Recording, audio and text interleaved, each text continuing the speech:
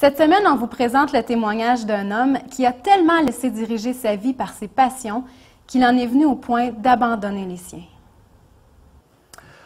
Ben, je peux commencer brièvement et assez vite aussi de dire que je suis né au Nouveau-Brunswick, à Bathurst, au Nouveau-Brunswick, et nous avons déménagé à New Richmond en 1965. Je suis né en 1959 et je suis déménagé à New Richmond en 1965 à cause que mon père a été transféré à l'usine de papier à New Richmond. Fait que j'ai débuté ma vie pas mal à New Richmond, parce qu'à l'âge de 5 ans, c'est là qu'on commence à faire des amis, et ainsi soit-il. Et on était élevé dans une famille qui était catholique, pas fervente, mais qui aimait beaucoup le sport. Fait que le sport était notre vie. Le hockey, le curling, et à ce que j'ai grandi, j'ai connu le ballon-ballet. Le sport était vraiment mon Dieu. J'en mangeais, c'était mon idole, la vie de sport. Et je m'ai marié à un jeune âge.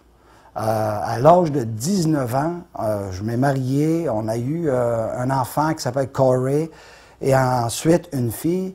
Mais dans cette vie, j'ai emmené avec moi mon idole, mon Dieu, qui était le sport. Ça a continué dans ma vie de mariage. Mais j'en ai rajouté un autre. L'autre, c'était que j'étais un beau travail. Je travaillais des heures, je pouvais en mettre. J'avais l'emploi que j'ai dans le moment depuis 30 ans à l'office municipal. Et je travaillais en plus faire de la construction. Fait, des heures de travail, j'en ai mis. Fait que j'ai rajouté, on pourrait dire, un autre Dieu, un autre idole à ma vie. Mais toutes ces choses qui englobaient ma vie, de sport et de travail, mais ça apporte toujours le côté social. Et le côté social m'a amené à des choses qui étaient vraiment horribles. Des choses qui apportaient l'acheminement qui était inévitable, qui était la séparation de mon mariage. 10 ans après qu'on était mariés. On s'est mariés en 78.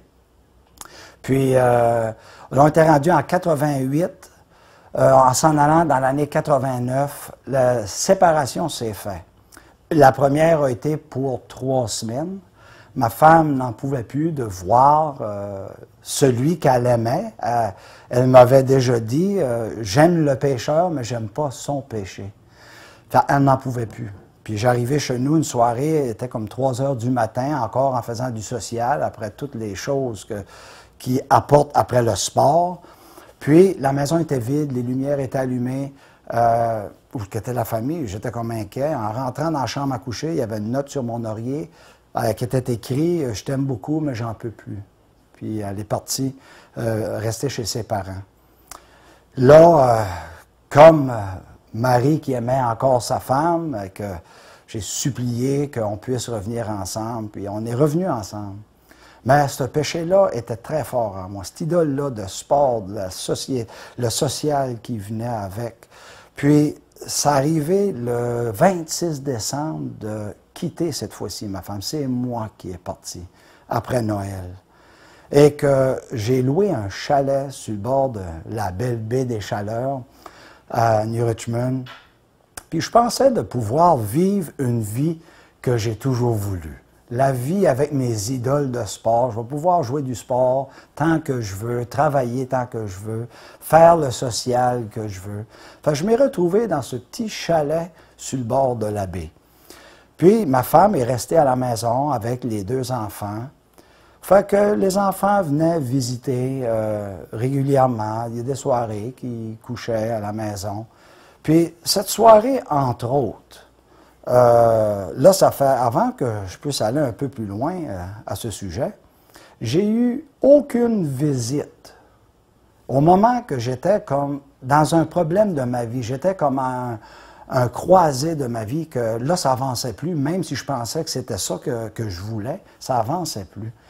Les amis m'ont jamais appelé, puis des amis, j'en avais. J'ai été président de la Ligue de hockey d'adultes, président du ballon-ballet, vice-président du club de curling. Fait que des amis, supposément, des amis, on en avait amplement. Et dans cette séparation, il n'y en avait plus d'amis. Sauf qu'un monsieur Smith, monsieur Smith était un prédicateur à l'Assemblée chrétienne de New Richmond, un Écossais, puis je le vois encore, qu'il cogne à la porte. Là, moi, je ne savais pas ce qui était à la porte, mais j'avais mon sac de hockey prêt à aller jouer au hockey. Et M. Smith, j'ouvre la porte et je vois M. Smith. Là, moi, je me dis, il faut que je m'en aille jouer au hockey, puis là, dans ma tête, qu'est-ce qu'il vient faire ici t'asseoir? Là, je me dis, je le frappe-tu, je le jette-tu dehors, qu'est-ce que je fais avec? Là, lui, il me dit, Daniel, ça va prendre un homme plus gros que toi pour m'empêcher de rentrer ici t'asseoir. Wow! Là, j'ai dit, ce monsieur-là, il est ici pour faire affaire. Fait qu'il est rentré, puis on a jasé. Puis, il m'a fait comprendre l'erreur de ma vie. Mais ce monsieur est parti, puis ça a resté dans ma tête, oui, ça a fait un effet. Ta femme était chrétienne à ce moment-là? Ma femme a accepté le Seigneur à l'âge de 13 ans, dans un camp biblique à New Carlisle, pas loin de New Richmond. Fait que ma femme a été très patiente.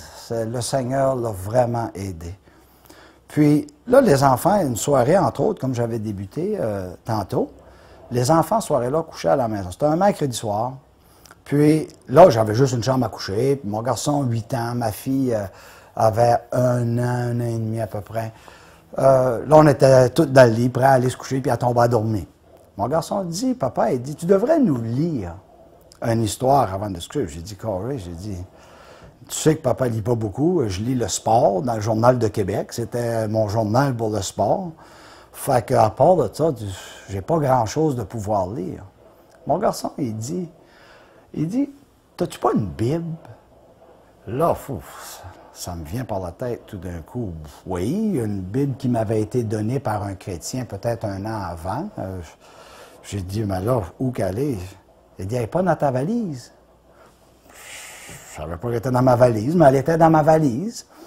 Parce qu'il y a une chose que j'aimerais dire, que quand j'ai quitté ma femme a été super envers moi. Elle avait toute raison d'être vraiment vulgaire envers moi avec les choses que je lui ai fait supporter.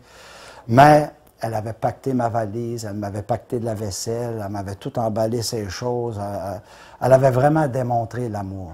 Mais entre autres, la Bible s'avait retrouvée dans ma valise, que je n'avais pas encore vue, mais mon garçon de 8 ans savait. Fait que j'ai sorti la Bible, j'ai commencé à lire des histoires un peu dans la Bible avec les enfants.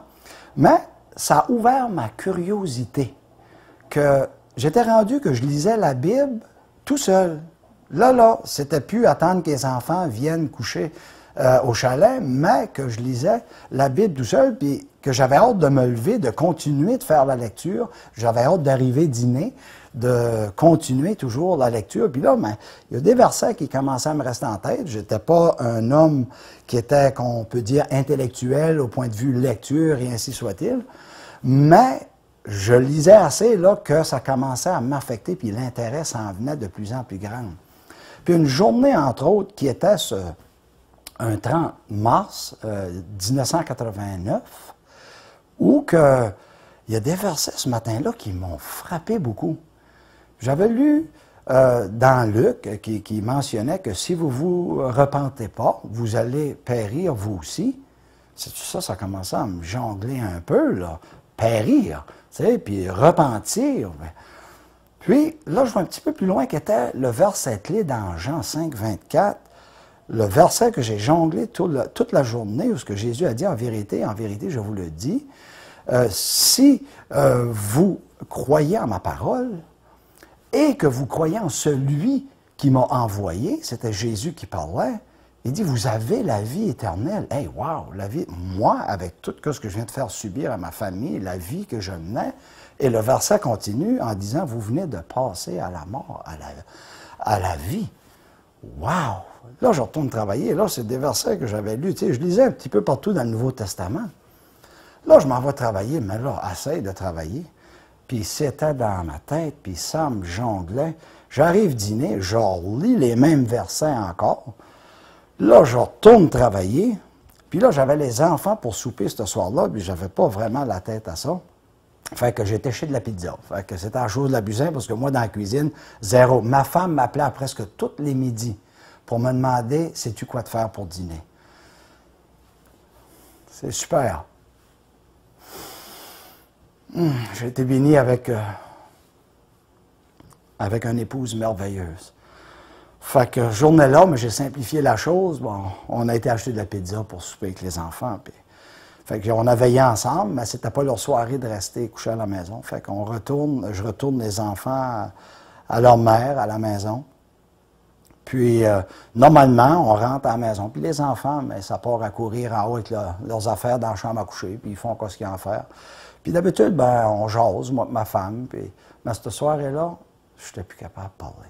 Là, toute la journée, j'avais ces versets dans la tête. Là, ça faisait déjà un bon bout que je lisais dans le Nouveau Testament.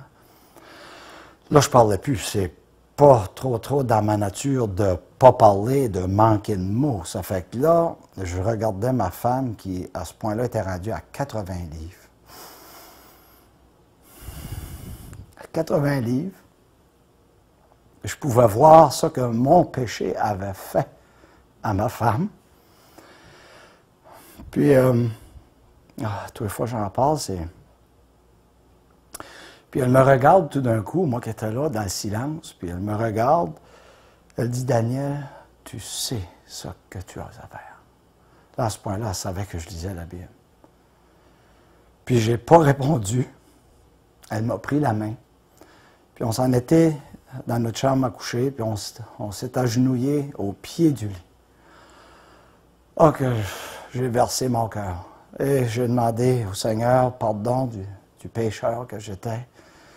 J'ai déchargé tout ce que j'avais sur le cœur, et tout ce temps-là, ma femme me tenait la main. Puis je sentais sa main serrer la mienne des fois. Comment longtemps qu'on était là, je ne sais pas.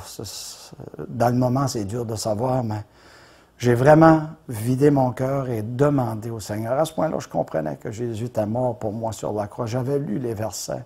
Je savais que j'étais pécheur. Je voyais qu'est-ce que mon péché avait fait dans ma femme et mes enfants. Fait que j'ai vraiment ouvert mon cœur au Seigneur. J'ai dit, Seigneur, viens dans ma vie comme mon sauveur. Puis, à ce moment-là, tu sais, des fois, on lit des expériences de gens qui disent qu'ils ont vécu de certaines expériences. Voyez-vous, j'ai pas vu d'étincelles, j'ai pas vu des feux d'artifice. Mais il y a une chose certaine, que quand je m'ai relevé d'à genoux, j'étais beaucoup plus léger que quand je m'avais agenouillé. Et le verset 24 de Jean 5, où que Jésus a dit que si vous croyez en ma parole et que vous croyez en celui qui m'a envoyé, vous avez la vie éternelle et que vous venez de passer de la mort à la vie. Là, c'était clair. Là, j'ai vraiment compris que maintenant, là, j'ai plus cette mort spirituelle. Tu l'expérimentais à ce moment-là? Merveilleux. C'est vraiment merveilleux, ça, que j'étais en train d'expérimenter. Que là, j'ai compris que j'avais la vie éternelle. Là, je n'avais pas la compréhension des Écritures dans d'autres choses. J'étais vraiment un bébé dans les Écritures. Ça faisait seulement 3 mois que je lisais les Écritures. Mais cette promesse, dans un verset qui m'avait dit, a resté là. Que j'avais maintenant cette assurance à cause du Seigneur Jésus-Christ. J'ai cru que son Père l'a envoyé, il est venu faire l'œuvre, et je l'ai accepté, cette œuvre à ma place. Et maintenant, j'ai cette promesse de la vie éternelle. Et tu changerais quoi que ce soit pour revenir à ta vie d'avant? Jamais. Jamais. Cette vie d'idole, de sport, de travail qui m'a amené de blesser ma femme, blesser ma famille d'une manière que... Elle m'avait même dit cette semaine, il y a beaucoup de choses, ma femme ne m'a jamais partagé de ça qu'elle a passé au travers. Puis elle m'avait partagé cette semaine qu'il y a eu un moment dans notre séparation qu'elle n'avait plus rien à manger. Elle avait seulement une canne de soupe pour elle et les 2 enfants. Ça m'a blessé. Et de voir qu'est-ce que ces idoles de vie de péché m'ont amené, jamais que je voudrais échanger pour cette belle promesse de vie éternelle, cette nouvelle vie que je vis depuis 22 ans, qu'on vit ensemble heureux dans le Seigneur et de servir le Seigneur ensemble et de goûter cet amour céleste et de vivre une vie de couple dans le Seigneur qui est merveilleux. Et maintenant, j'ai le privilège de pouvoir proclamer à ce monde qui est un monde qui se fait des idoles de toutes sortes. Les miennes étaient le sport, le travail. Il y en a de toutes sortes. Des dieux, des faux dieux, des idoles. Les gens se prosternent, mais j'ai le privilège maintenant de pouvoir partager à d'autres ce que Dieu a fait dans ma vie, cette parole merveilleuse, et de pouvoir les encourager qu'on peut maintenant se prosterner au vrai Dieu, le vrai Sauveur, le Créateur.